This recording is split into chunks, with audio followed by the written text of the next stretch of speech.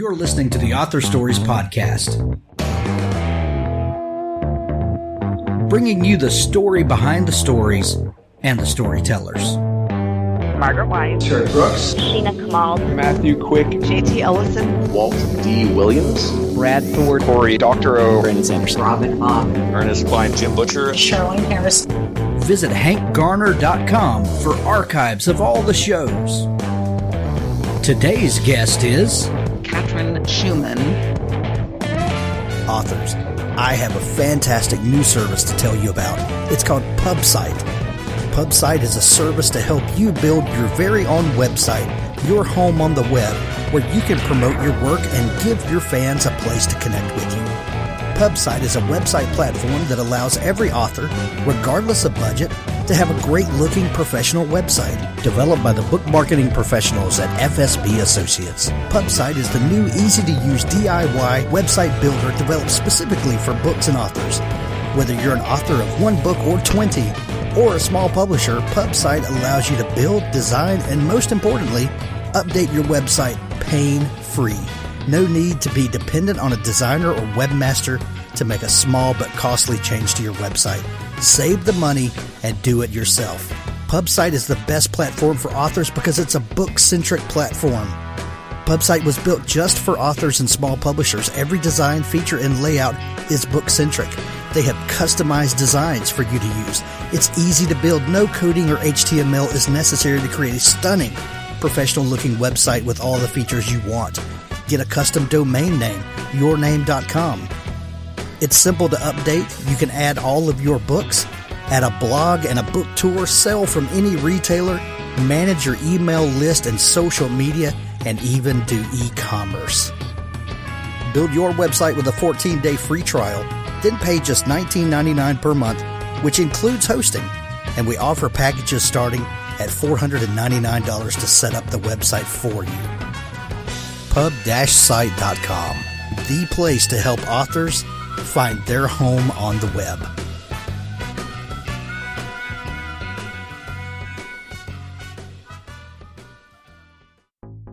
The Feisty Heroine romance collection of short stories. Over 30 plus pulse racing shorts to capture your heart with USA Today, The Wall Street Journal, New York Times, and award-winning authors in the mix. Paranormal, contemporary, fantasy, and historical romance that will whet your appetite with titillating, heart-pounding tales you'll want to read again, then beg for more. Fall in love with your next book crush. Pre-order this amazing collection of shorts, over 30 pulse-pounding stories for only 99 cents. Proceed with caution. Buying this collection may lead to addictive reading, falling in love with your next book crush, and staying up past your bedtime to see what happens next. Get your limited edition copy of Feisty Heroines. Look for the link in the show notes of this episode. Well, thanks for joining me again for the Author Stories Podcast, where I bring you the story behind the stories and the storytellers. Today, I'm super excited to have Katrin Schumann on the show with me today. She has an amazing new book. It's called This Terrible Beauty, and this is a must-have for your bookshelf, let me tell you guys. Welcome to the show, Katrin. Thank you so much for having me. I'm excited to have you. Katrin, we begin each show with the same question, and that question is, what is your first memory of wanting to be a writer or storyteller? Well, that's an easy one to answer, actually, because I still have evidence of it. I wrote a book called How the Farmer Married Miss Schumann, which I wrote when I was about 6 years old in school. It's a hardcover, and it's illustrated. No, but seriously, I always wanted to write, and I have many. That's my first memory, is creating that particular book. But I was the kind of kid who sat at my mother's typewriter and wrote horrible stories about girls and horses and things like that. How old were you when you made that book? I was about 6 when I made that first book, which was a love story. And then I just kept going. So I really always wanted to be a writer. For a brief period of time, I thought I would become a journalist. And I did train to become a journalist, and I worked at NPR for a time. But I realized that really it's the long form writing that suits me best. And that my nature is not really ideally suited to the competitive world of news gathering and so on. So it's really been something I've been working at for a long time. Gotcha. When, being the precocious little kid who would, make her own books and, hard bind them and everything, did your parents or anyone else in your life encourage you? Did they notice this, odd gift that you had? Well, they certainly did. And it's funny, actually, because my parents are German and they speak very good English, but, with a strong accent. And so when I was younger, particularly when I was a teenager and we had some rough years, I would always, just outspeak them. Like I had a way with words and they would stand there dumbfounded. And they always said, "Oh my God, you should be, a lawyer or something." Cause I could just argue them down on any topic. But in fact, being a lawyer is not what is suited to me. It's actually being a writer where I get to use words, and wield them as weapons if I so choose. But I also had a lot of teachers who encouraged me and had just that right combination of being kind of tough, but also loving, which is what I think every writer needs. Well, and it's so I hear this kind of story over and over and over again on the show, that that this one little piece of encouragement from a parent or from a teacher, comes back to you over and over again, because there's some pretty lonely days of being a writer. And, it takes nothing for an adult to give a little piece of encouragement, and you just have no idea how that's going to come back over and over again to help us through those tough times. Well, that's absolutely true. And I do have a fifth grade teacher who I have tried to look up and I haven't been able to find her. Her name is Penelope Nelson, and she encouraged me so much. It was this moment when I left America and moved to England, and my grandmother had just died, and I was moving to a new country, and she just really encouraged me to sort of be myself and trust myself. I was only 10 at the time, but I took those lessons with me through into adulthood. And I can't tell you how often I think about Penelope Nelson and wish I knew where she was so I could just say, "Hey, you were my fifth grade teacher. And honestly, even now, I'm grateful to you for the way you encouraged me." Well, Miss Nelson, if you're listening out there, let's make an author stories connection here, and let's make this dream come true. Katrin, so people told you that you were suited to be a lawyer and should do that, but you knew you wanted to be a writer. How did you start pursuing that when you got out of high school and thinking about what path your life would take and so forth? Yeah. So I spent my teenage years in England, and I went to college in England at Oxford. And at Oxford, you have a very limited, or at least you did back when I was at school, limited choice of subjects. So I studied modern languages, which means French and German. So I was always interested in words and languages, but that was not focused on writing per se. It was more reading literature of 18th, 19th, 20th century literature and doing translation.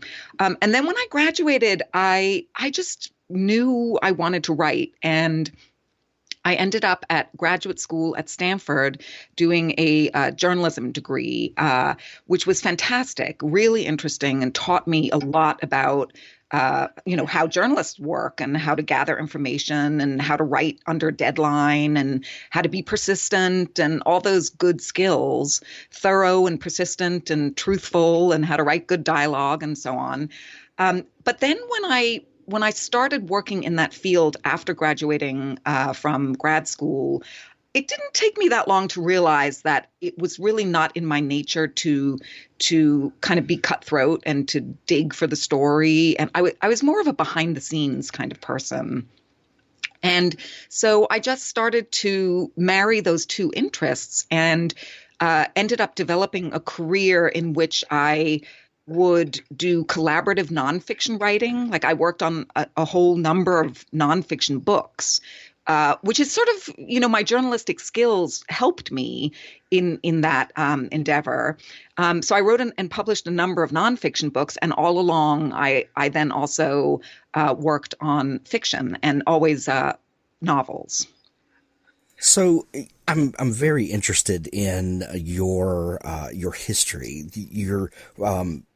the daughter of German parents, and I believe I read that you were born in Germany. Yes, that's right. Yeah.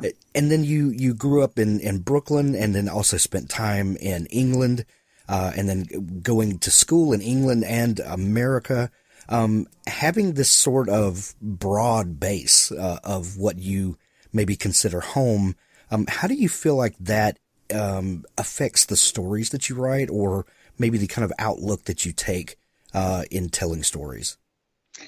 Yeah, I've thought about that quite a lot, wondering sort of, where I get my interests and my drive and my sense of observation. And I think it's because I did always feel like an outsider growing up. I didn't have a difficult childhood by any means, but I never felt quite part of the pack. It was always sort of curious to me, and especially when I was a teenager in England.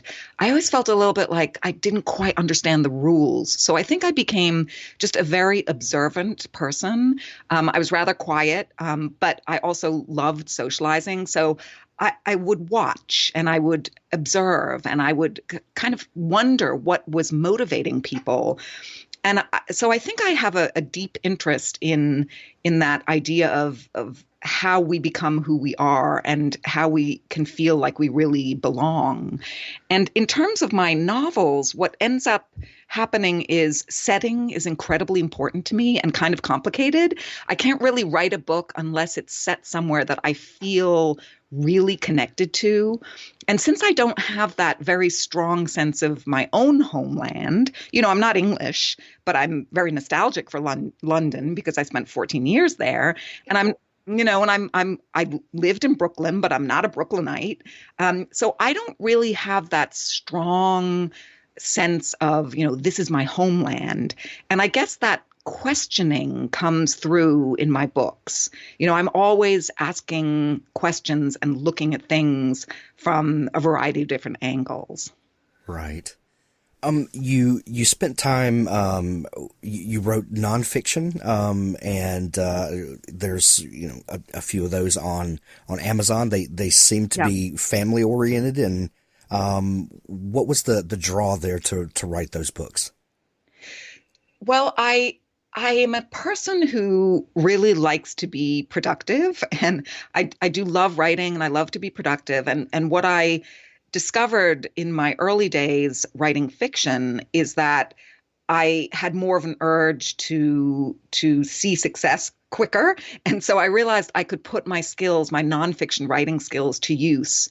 And that would let me have a career where I was working on lots of different projects and that I could sell on proposals. So I wouldn't have to write the whole book. I could have ideas and I could collaborate with other people, and I would be able to sell those books and see them in print.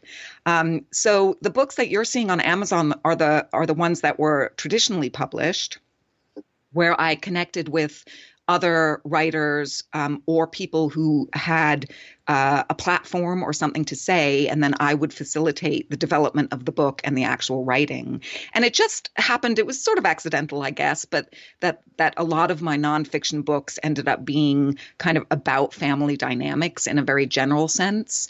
I then did quite a lot of work behind the scenes, ghostwriting and developing book projects that ended up being self-published by business people, for example, or institutions and places like that.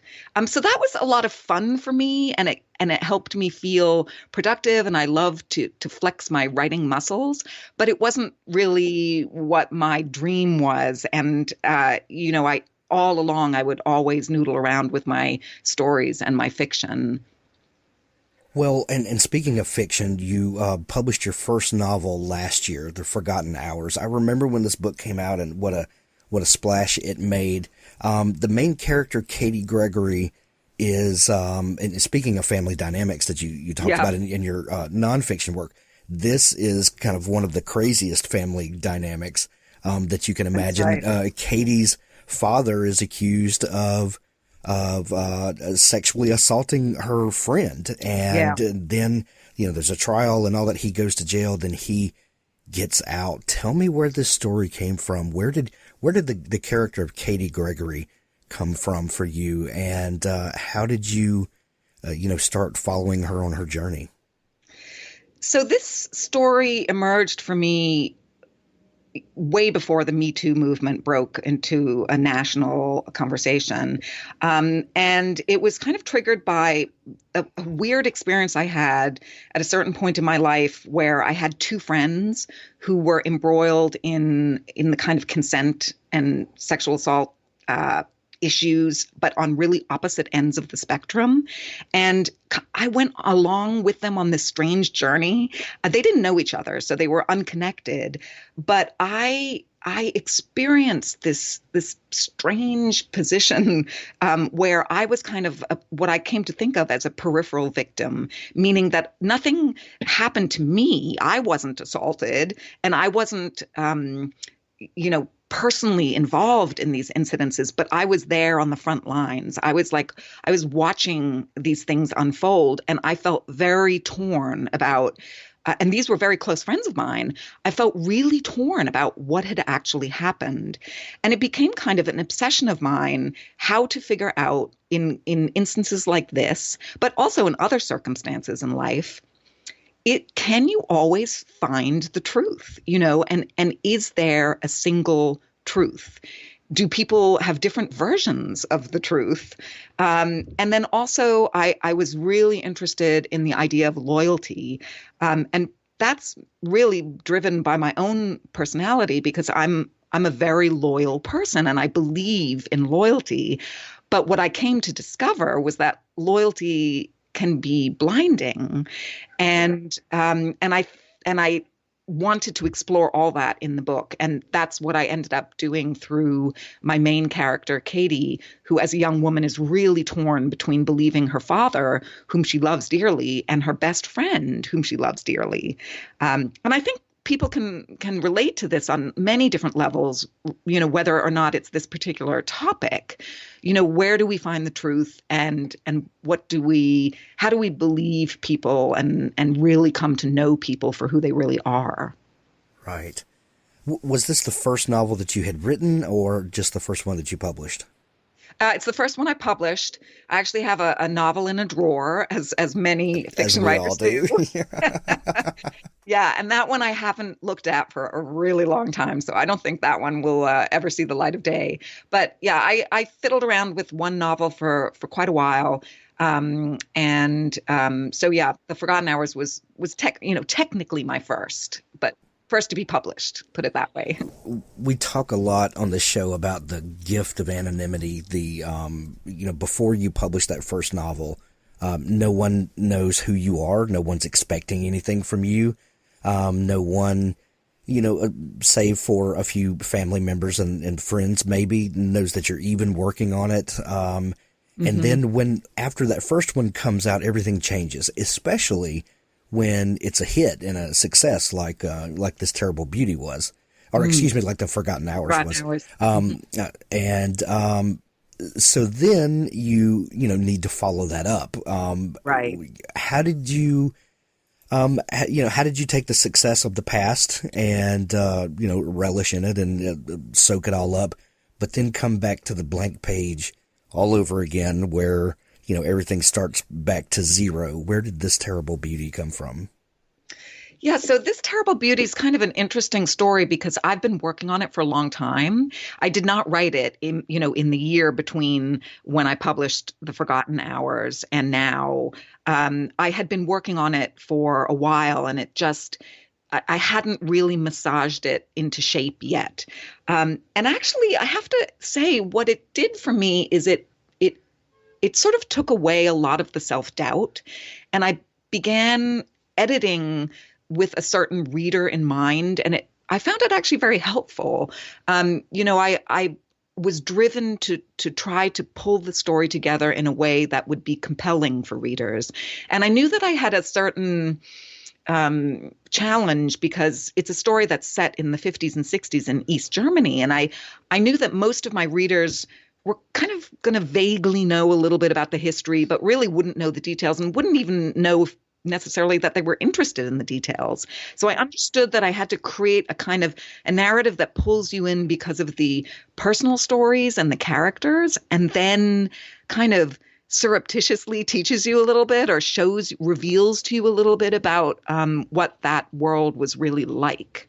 But I have to tell you, for the next novel, which I'm starting from scratch, there I think it's a little more challenging because there are definitely now certain expectations. I don't already have a first draft that I can play around with. I'm still just in that mode where I'm producing new material.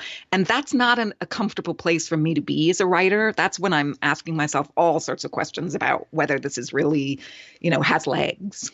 Right. So this Terrible Beauty was something that you've been working on for a while.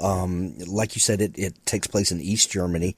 And you're very right. As someone who grew up during the Cold War, I feel like that I know, quite a bit about what the world was like then and what the geopolitics were.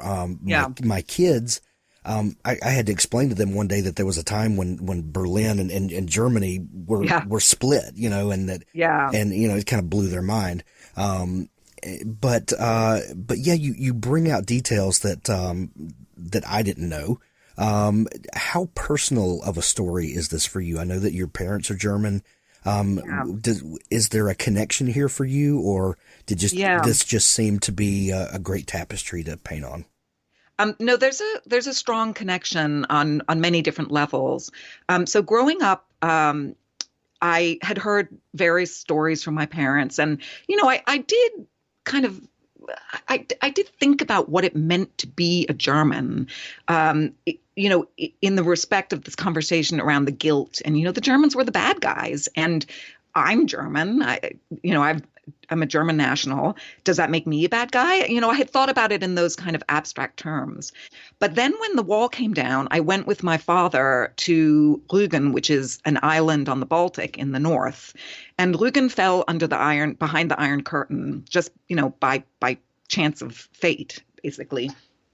And that's when the story really became personal for me. When I saw that island, we snuck into a fisherman's cottage that was derelict, that had belonged to my father's great aunt. And it just struck me, like really almost physically, when I was in this space. And I thought to myself about the families and the women in particular who had tried to make a home in this kind of environment. And these German women who had first suffered through fascism. And then at the end of the war, when many of them lost their sons and husbands and brothers and lovers, embraced communism because it kind of offered like an option for redemption for them.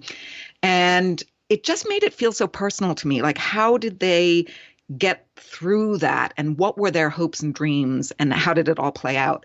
And then it so happens that, my aunt lived on the island, and she had to flee when they took away all the property from the homeowners. So she left with her 3 young children. So there are a lot of real stories that I heard that don't necessarily make it into the book, but that gave me that kind of the confidence to know that I was writing about something that was really meaningful and honest and had happened in kind of recent history. Well, and you really bring those struggles alive to us in the character of Bettina Heilstrom. How did she come to you, and did she come fully formed, or were you thinking more about the situations and a character embodied those for you? I sometimes wonder myself where Bettina came from, because she did come to me kind of fully formed. And I love knew that when that happens. Yeah. And I knew pretty early on who I wanted her to be and her main conundrum. I knew what that was going to be. The fact that she is a woman who's sort of stuck at the end of the war, and she ends up marrying out of convenience. But she's not a bad person. She's trying to make the best of a bad situation. And so then I just started asking questions around that, like what are the consequences when you have those sort of choices, those compromised choices. And it always was pretty clear to me who she was as a person. And also even her husband, Werner, who, nominally is the bad guy in this story. But I sort of understood him and felt pretty sympathetic toward him. And I wanted to get that across too. Well, there's so many people that I connected with in this book. That it's not just Bettina's story, but then you also let me kind of feel that pain through her husband, and then through I guess we can say that something happens with her and she's forced to leave, and there's another character there that we get to kind of go through that turmoil with all over again. I love the way that you kind of give us a glimpse through each of these eyes. How difficult was that to not just paint all of these characters as two-dimensional characters, but to let us see the good and the bad through all of them?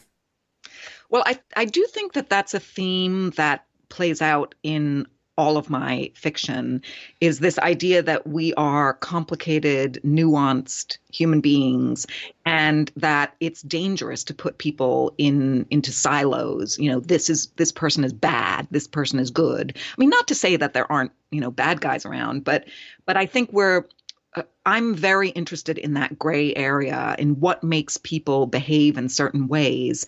And I think for me, it's a matter of getting in their heads and just having kind of empathy for them as human beings.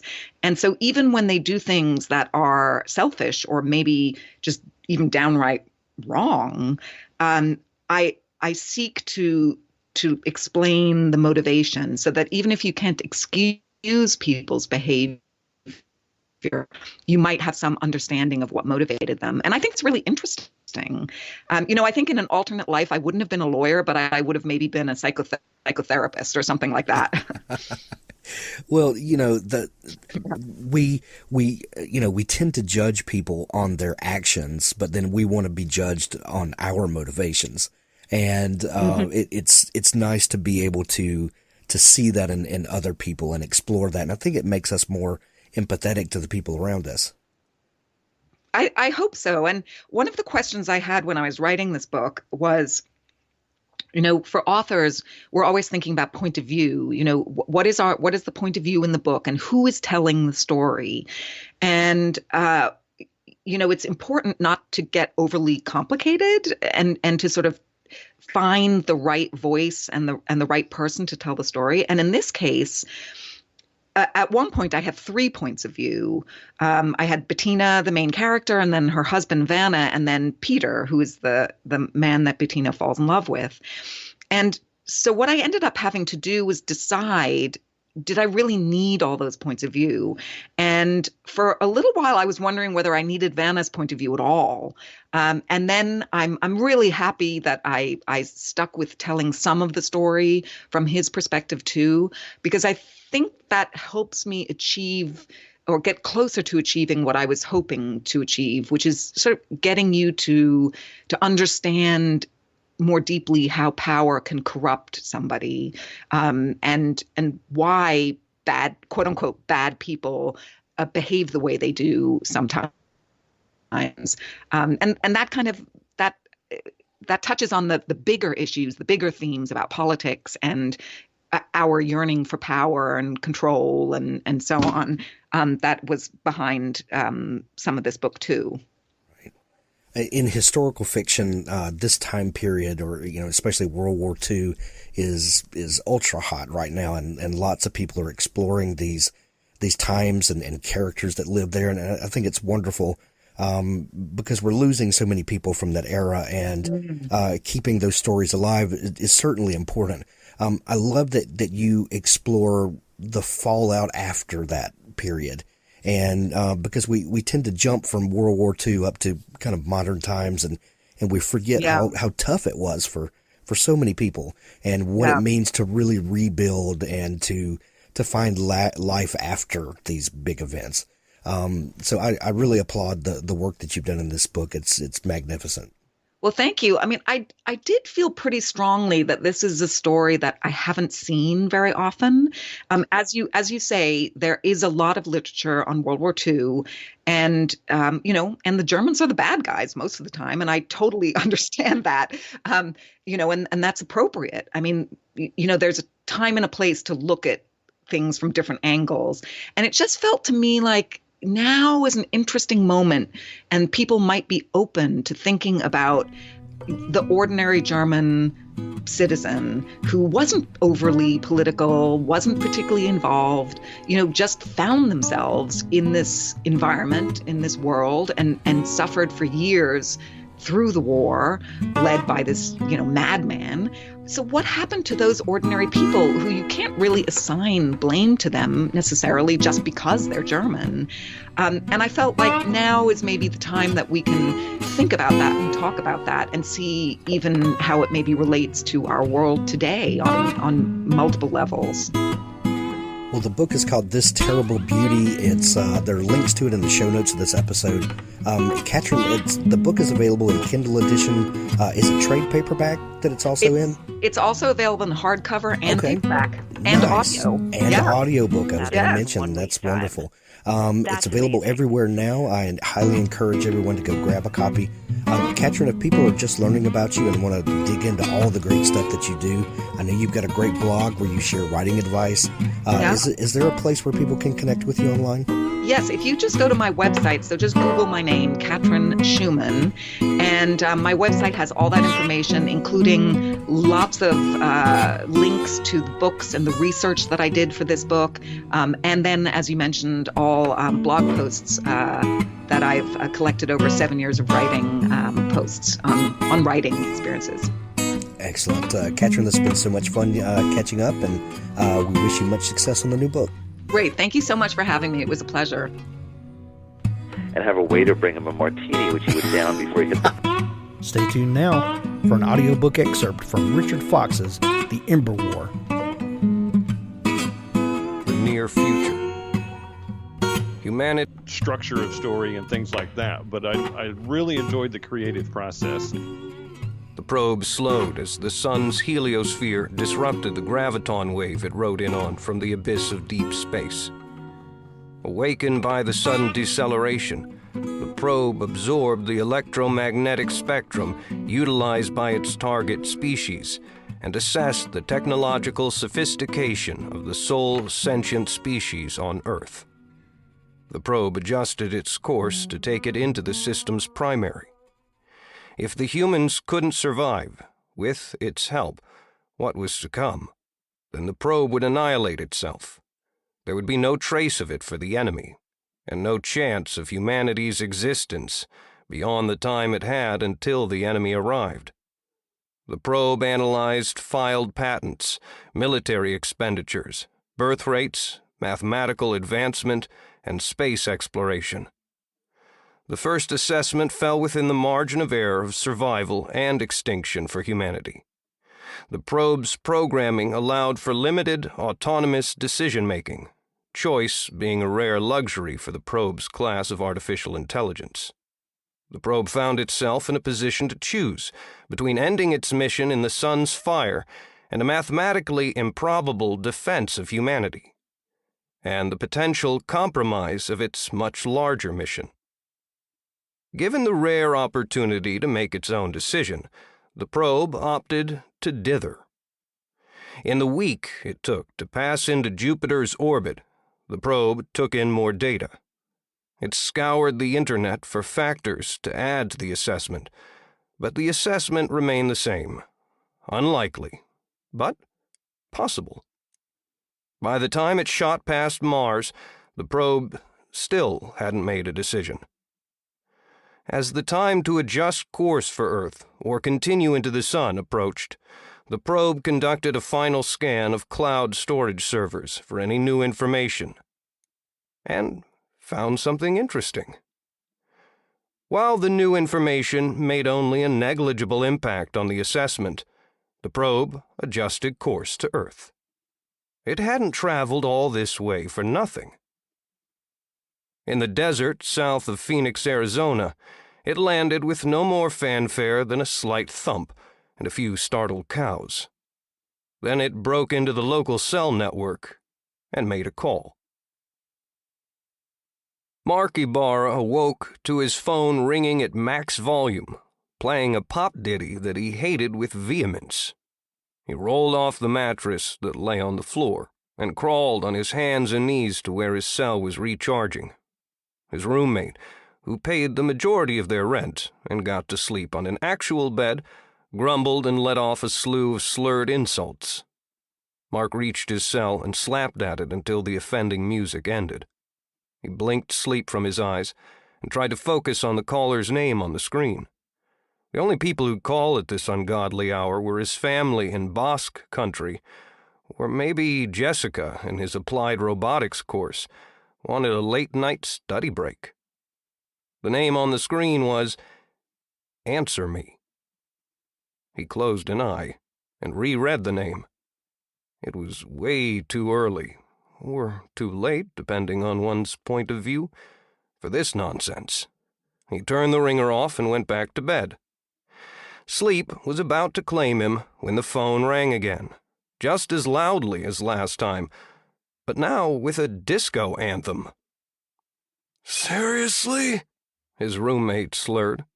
Mark declined the call and powered the phone off. He flopped back on his bed and curled into his blanket. To hell with my first class, he thought. Arizona State University had a lax attendance policy, one which he'd abused for nights like this. The cell erupted with big band music. Mark took his head out from beneath the covers and looked at his phone like it was a thing possessed. The phone vibrated so hard that it practically danced a jig on the floor, and the screen flashed Answer Me over and over again as music blared. "Dude," said his roommate, now sitting up in his bed. Mark swiped the phone off the charging cord, and the music stopped. The caller's name undulated with a rainbow of colors, and an arrow appeared on the screen, pointing to the button he had to press to answer the call. When did I get this app? He thought. Mark sighed and left the bedroom, meandering into the hallway bathroom with the grace of a zombie. The battered mattress he slept on played hell with his back and left him stiff every morning. Dropping his boxers, he took a seat on the toilet and answered the call, determined to return this caller's civility with some interesting background noise. "What?" he murmured. "Mark Ibarra. I need to see you." The voice was mechanical, asexual in its monotone.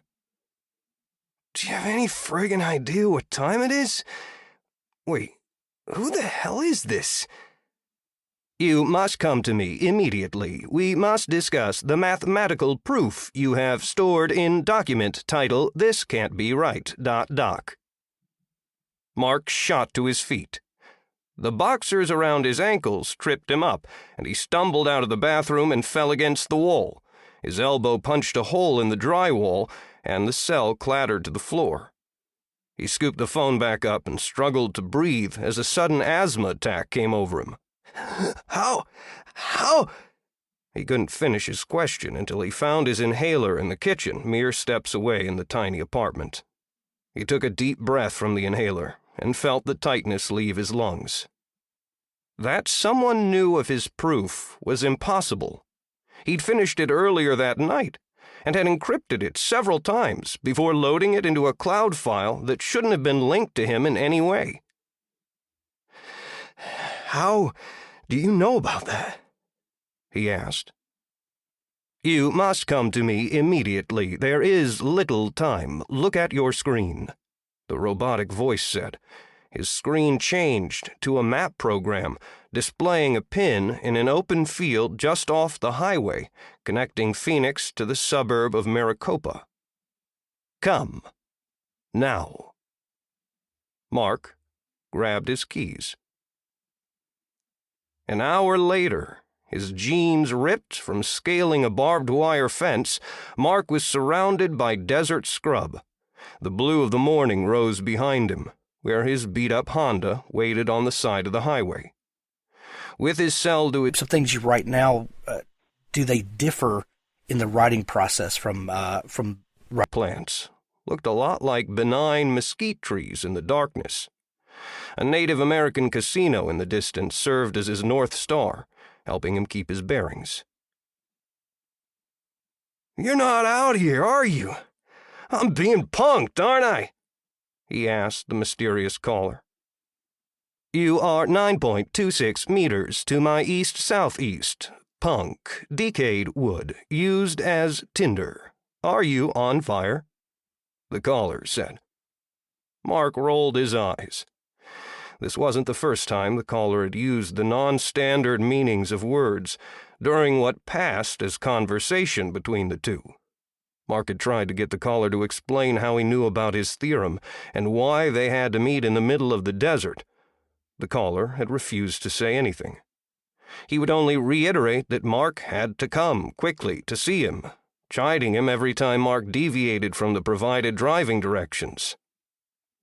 "If you're so close, why can't I see you?" he asked. He took a few steps in what he thought was a northwesterly direction and squished into a cow patty.